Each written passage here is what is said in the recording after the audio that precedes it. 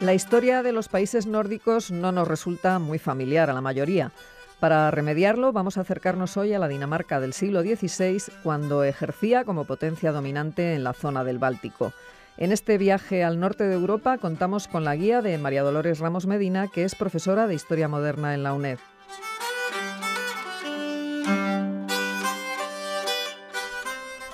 María Dolores, muy buenos días y bienvenida a Sin Distancias. Buenos días. Hoy vamos a hablar de Dinamarca en el siglo XVI. ¿Podría situarnos en el espacio y en el tiempo? Bien, sí. Hasta comienzos del siglo XVI, las coronas de Dinamarca, Noruega y Suecia formaban la Unión de Kalmar, en la que cada territorio disponía de una cierta autonomía. Esta unión terminó violentamente, sin embargo, en 1521, cuando el rey danés pretendió romper las condiciones de Kalmar, lo que provocó la sublevación general y el fin de la unión. Fue más complejo, como veremos a continuación, pero básicamente se puede resumir en eso. En este momento, Dinamarca era una monarquía que como sistema político estaba así establecido desde el siglo XII.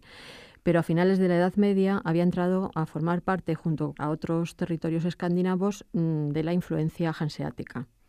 Los alemanes habían llegado a controlar poco a poco una gran parte de la riqueza danesa y en 1448 se instaló en el territorio una dinastía alemana, la de los Oldenburgo. Has dicho que la Unión de Kalmar terminó violentamente en 1521, pero ¿cómo fue el proceso de ruptura?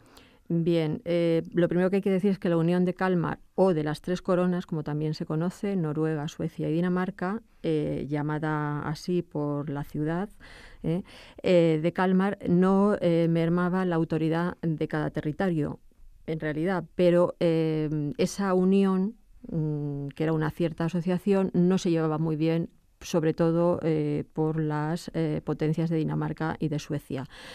Y esa situación difícil se llegó hasta principios del siglo XVI. Como te acabo de decir, era una asociación entre la monarquía y las noblezas de los tres estados, de los tres territorios, lo que hacía difícil las relaciones ya de un espacio tan amplio entre magnates y monarquía, que siempre había sido bastante difícil, y ahora en este periodo todavía lo será más, porque las monarquías intentarán fortalecerse y restar poder a esas noblezas o magnates territoriales. Se rompió a partir de 1521, cuando Cristian, el rey danés, después de haber sometido a su autoridad al joven regente sueco, quiso reducir la autonomía de los magnates de ese territorio. Aquello se complicó demasiado y en la matanza de Estocolmo provocó una sublevación general y el fin de la unión, a la vez que también el comienzo de la formación de dos estados que a partir de ese momento tendrán cierto protagonismo. Ahora será Dinamarca y durante el siglo XVII será Suecia. Entonces vamos a intentar explicar un poco cómo salimos de esa unión y llegamos a la constitución de la formación del Estado moderno danés y también, en paralelo, a la constitución del Estado moderno sueco. Bueno, pues si te parece, empezamos, como acabas de señalar, por el Estado danés. A partir de 1521, ¿sobre qué fundamentos se constituyó la nueva monarquía danesa? Cristian II fue destronado entonces ante el conflicto con Suecia y toda la conflictividad que había provocado la ruptura, pues también afectó a la política interna. Federico I, su sucesor, cuando ya empezó su reinado, lo primero que hizo fue renunciar a Suecia. Las dietas o asambleas representativas que se constituyeron en 1523 le proclamaron rey de Dinamarca, que era una condición necesaria, y al año siguiente sería reconocido por Noruega. Federico I gobernó en ese momento con la colaboración de la nobleza, pero a su muerte, mientras que duró este reinado, al tener la colaboración, pues no hubo grandes problemas, pero sí a su muerte el conflicto monarquía-noblezas empezó otra vez a estallar. Además, como se había destronado previamente a Cristian II, empezó el conflicto entre los dos pretendientes al trono. En este caso el destronado y el hijo del fallecido Federico, que sería el futuro Cristian III. Se disputaron el trono danés Y en este conflicto, Lübeck, que está en un espacio donde hay otros intereses comerciales y económicos muy potentes, pues Lübeck apoyó al primero, que buscaba el control del estrecho del Shan. Además, también la burguesía y el campesinado, en el caso de la burguesía estaba interesada por las relaciones comerciales y el campesinado de Jutlandia aprovechó también la situación para subirse también al carro del conflicto. El segundo estaba apoyado por la nobleza, por los suecos y por las fuerzas del ducado de Holstein y Schleswig. Finalmente, este conflicto fue desarrollándose y finalizando, y en 1537 fue coronado Cristian III, cuyo reinado llegó hasta 1559. El siguiente reinado sería el de Federico II, y tanto uno como otro fueron los que constituyeron la Dinamarca como la gran potencia del norte del siglo XVI. Durante este tiempo, no solo fue la potencia política, sino también esa potencia política estaba acompañada de un fuerte poder económico. Pues Dinamarca conoció un notable desarrollo. Como Polonia, la corona danesa y la nobleza constituían las dos grandes fuerzas del territorio, especialmente tras la Reforma, porque es un momento en el que política y religión también van unidas, y un instrumento del poder político, en este caso, fue el luteranismo.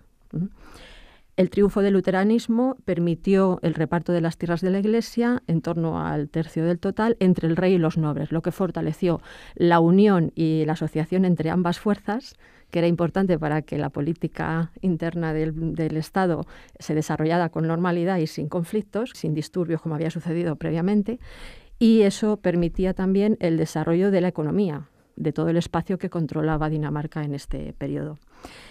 Pero tenemos que establecer también diferencias con Polonia, porque son monarquías electivas todas ellas, pero cada una tiene su propia particularidad. Podemos decir que, a diferencia de Polonia, la corona danesa disponía de muchos más recursos económicos, lo que le daba un mayor poder. Hay que entender política, economía y religión como instrumentos del poder político en este momento. A su vez, la nobleza formaba también una sociedad cerrada, lo que era un límite para la monarquía. Esta nobleza monopolizaba los cargos administrativos y utilizaba su hegemonía para someter al campesinado, que vio gravemente deteriorada su condición jurídica y su situación económica, con nuevas cargas, porque también estamos en una zona, en un área donde la fuerza que tiene la nobleza sobre el campesino y el poder que tiene es casi un campesino de la gleba, un campesino muy siervo, casi sin derechos. Entonces, en este caso, el campesino aprovechará también en estos territorios de Suecia y de Dinamarca para que la situación de ese campesinado no sea como la de Polonia o Rusia, sino que sea un campesinado que se libere de ciertas cargas, como pasó en la Europa occidental. En este caso sería un modelo a medio camino entre uno y otro. Bien, pasamos a otro sector social, porque también para entender la evolución del Estado moderno en todos los territorios europeos hay que entender también las fuerzas sociales que tienen un poder importante en este momento y que pueden cuestionar el poder político de la monarquía.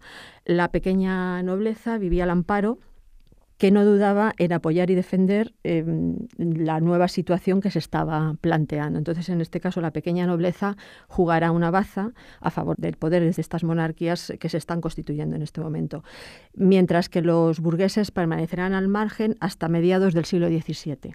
En este caso. Dinamarca, y especialmente su monarquía, contará con otro recurso excepcional, un recurso económico, que es el peaje, los derechos y la importancia económica que tiene el estrecho del Shan, que proporcionará ingresos cuantiosos.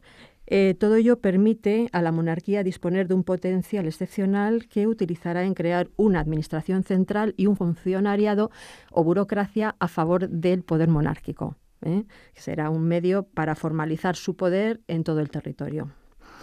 Federico II pudo con sus varones controlar Noruega, que era otro bastión. Sin embargo, Noruega, que estuvo diezmada por la peste y desprovista de una nobleza que era el otro poder frente a la monarquía, no causó demasiados problemas a la monarquía danesa. Era un pueblo de marineros, de pescadores y de habitantes de los bosques sin pretensiones políticas. Por lo tanto, no era el problema que tuvieron con Suecia, que tuvieron que renunciar a seguir en esa asociación de la que habíamos hablado en un principio.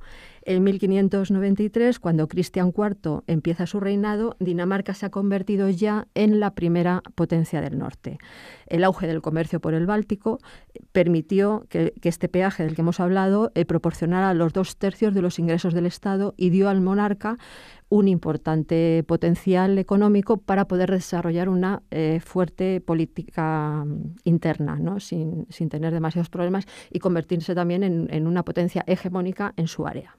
¿Y qué fue lo que pasó con Suecia tras la ruptura de la Unión de Kalmar, María Dolores? Bueno, tendríamos que volver a retroceder al principio del siglo XVI, pero podemos decir que de aquellos 3 socios de la Unión, Suecia había protagonizado varias revueltas con el propósito de romper la Unión, que habíamos dicho también que Dinamarca había habido problemas de este tipo. También los suecos nunca se habían sentido identificados con la Unión y fueron también ellos los que buscaron, en paralelo al proceso de ruptura, constituirse como un Estado independiente.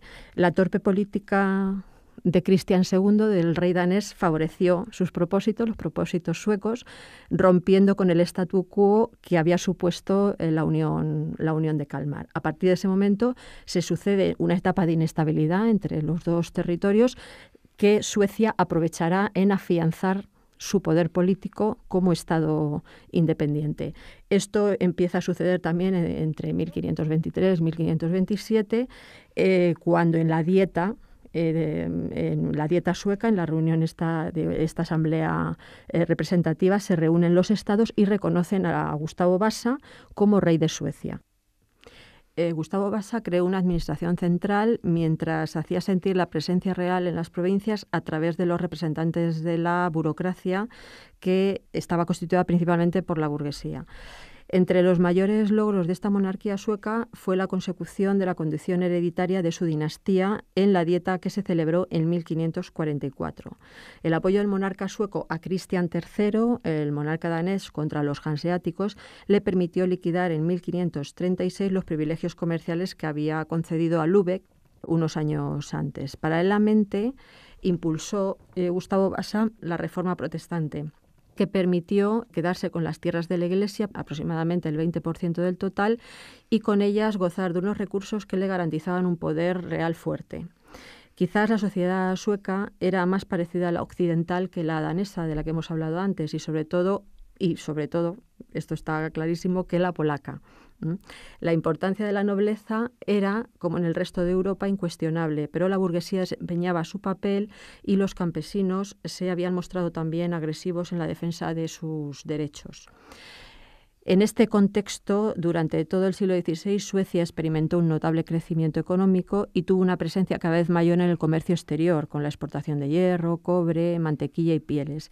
Sin embargo, podemos decir que no llegó a ocupar el papel importante que ocupó Dinamarca en la región nórdica hasta el siglo XVII, debido sobre todo a las debilidades internas que se lo impidieron, lo que en Dinamarca no sucedió. En Dinamarca no existieron estos problemas, estas sublevaciones o estas incursiones de otros poderes, y el poder monárquico se estableció. Al tener controlado el poder político interno de su propio Estado, Dinamarca se expandió y se desarrolló como hegemónica en ese espacio. Eso fue de lo que careció Suecia en este momento, que no será así a partir del siglo XVII. Muy bien, pues Dinamarca en el siglo XVI. María Dolores Ramos Medina, profesora de Historia Moderna en la UNED. Muchísimas gracias por habernos acompañado hoy en Sin Distancias. Pues gracias a vosotros y hasta la próxima.